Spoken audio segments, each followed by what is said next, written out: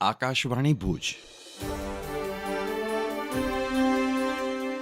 પ્રસ્તુત છે અખબારોની હેડલાઇન્સનો કાર્યક્રમ હેવર હેવર.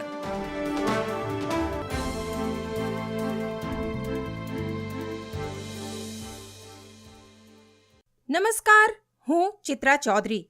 કચ્છ મિત્રના અંદરના પાને હેડલાઇન છે: જિલ્લાના પ્રવેશ દ્વારે ગુનાખોરી નિયંત્રણમાં આવશે. શિકારપુરમાં દાતાઓના સહકારથી બનેલી આઉટપોસ્ટ અને ચેકપોસ્ટનું લોકાર્પણ. રેન્જ આઈજી, ધારાસભ્ય અને પોલીસ વડાની ઉપસ્થિતિ.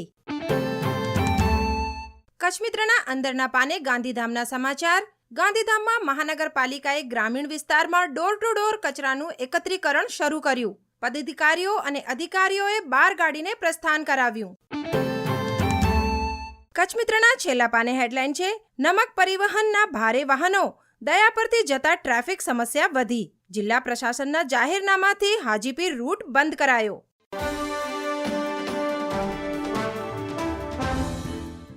હું પાયલ અંતાણી. દિવ્ય ભાસ્કર જણાવે છે, ભુજ ગાંધીધામની 4 શાળાઓમાં રવિવારે નીટની પરીક્ષા લેવામાં આવશે.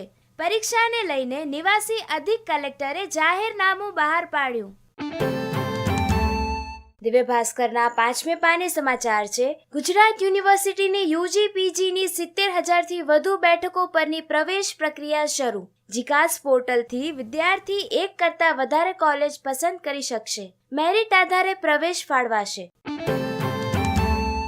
દિવ્ય ભાસ્કરના ભુજ ફ્રન્ટ પેજના સમાચાર છે: જીકેની બ્લડ બેંકે એપ્રિલ માસમાં 3.5 લાખ સીસી રક્ત એકત્રિત કર્યું. કાળઝાળ ગરમીમાં પણ કચ્છના 999 રક્તદાતાઓએ રક્તદાન કર્યું.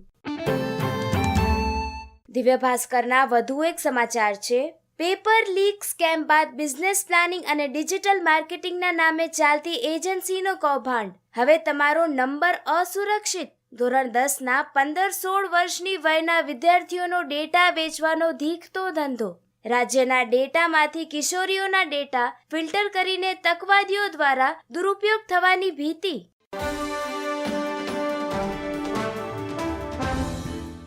હું મનોજ સોની. ગુજરાત સમાચારની આજની હેડલાઇન છે કે જીએસટીની અધધ રૂપિયા 2.37 લાખ કરોડની આવક. ગુજરાતની જીએસટી અને સીજીએસટીની મળીને કુલ આવક રૂપિયા 14,970 કરોડ, દેશમાં ત્રીજા ક્રમે. માર્ચમાં જીએસટી આવકનો આંકડો રૂપિયા 1.96 લાખ કરોડ હતો. એપ્રિલમાં કુલ 27,341 કરોડનું રિફંડ અપાયું. ગુજરાત સમાચારની બીજી એક હેડલાઇન છે કે ભારત 1 અબજ કથાઓનો દેશ. વિશ્વ માટે ડિજિટલ કન્ટેન્ટ ક્રિએટ કરો, મોદી. મુંબઈમાં વેવ્સ શિખર સમિટ શરૂ. મનોરંજનની દુનિયામાં એક નવી ઓળખ. ભારતને ફિલ્મ નિર્માણ, ડિજિટલ કન્ટેન્ટ, ગેમિંગ સહિતના ક્ષેત્રોમાં વૈશ્વિક હબ બનાવવાની નેમ, તેવું વડાપ્રધાન શ્રી મોદીએ કહ્યું. ગુજરાત સમાચારના છેલ્લા પાને સમાચાર છે કે ગુજરાતની 1727 ગ્રાન્ટેડ સ્કૂલોને અંતે કોમ્પ્યુટર લેબ સ્માર્ટ ક્લાસ અપાશે. 90થી ઓછા વિદ્યાર્થી ધરાવતી ધોરણ 9થી 12ની 1212 ગ્રાન્ટેડ સ્કૂલો અને 515 પ્રાથમિક સ્કૂલોને સુવિધા મળશે.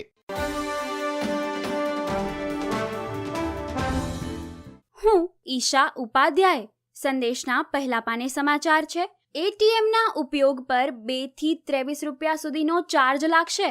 એટીએમના ઉપયોગ અંગે રિઝર્વ બેંક દ્વારા રિવાઇઝડ કરાયેલ એટીએમ યુસેજ કોસ્ટ ગુરુવારથી લાગુ પડ્યા છે અને તેના હેઠળ હવેથી બેંકના ગ્રાહકો 1 મહિનામાં એટીએમના વિનામૂલ્યે ઉપયોગ કરવાની મર્યાદાને પાર કરી જાય તે બાદ પ્રતિ ઉપાડ બેંકો ગ્રાહક પાસેથી 23 રૂપિયા સુધીનો ચાર્જ લઈ શકે છે. આ નવા નિયમો 1 મે 2025ના રોજથી લાગુ પડી ગયા છે. અન્ય એક સમાચારમાં, પોસ્ટમાં 5 કિલો સુધીનું પેકેટ માત્ર ₹100માં મોકલી શકાશે.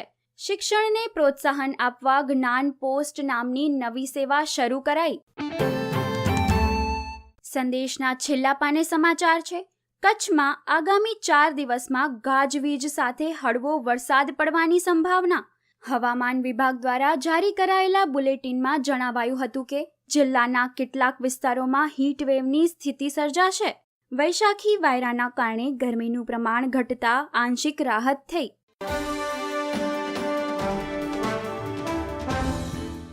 હું જયેશ રાવલ. આ સમાચાર ગુજરાત સમાચારના સ્પોર્ટ્સ પેજ પરથી લીધા છે. મુંબઈ સળંગ 6ઠ્ઠી જીત સાથે પોઈન્ટ ટેબલમાં ટોચ પર. હાર સાથે રાજસ્થાન રોયલ્સ બહાર. રિકલ્ટન 61 અને રોહિત 53ની જોડીએ 71 બોલમાં 116 રન જોડ્યા. 218ના ટાર્ગેટનો પીછો કરતા રાજસ્થાન 117માં ખખડ્યું. સૂર્યકુમાર અને હાર્દિકના 23 બોલમાં અર્ણમ 48 રન. કંગાળ શરૂઆત બાદ આગવી લઈ મેળવતા મુંબઈ ઇન્ડિયન્સે સતત 6ઠ્ઠી જીત મેળવી આઈપીએલના પોઈન્ટ ટેબલ પર ટોચનું સ્થાન હાંસલ કરી લીધું છે. રિકલ્ટને 38 બોલમાં 7 ચોગ્ગા અને 3 છગ્ગા સાથે 61 તેમજ રોહિતે 36 બોલમાં 9 ચોગ્ગા સાથે 53 રન ફટકાર્યા બાદ સૂર્યકુમાર અને હાર્દિકે 44 બોલમાં 94 રનની અર્ણમ ભાગીદારીની મદદથી મુંબઈએ 2 વિકેટે 217 રન ખડક્યા હતા. જવાબમાં રાજસ્થાનનો ધબડકો થયો હતો અને તેઓ 16.1 ઓવરમાં માત્ર 117 રનમાં જ ખખડી ગયા હતા અને 100 રનથી હારી ગયા હતા. આ હાર સાથે રાજસ્થાનની પ્લે ઓફની આશા સમાપ્ત થઈ ગઈ હતી.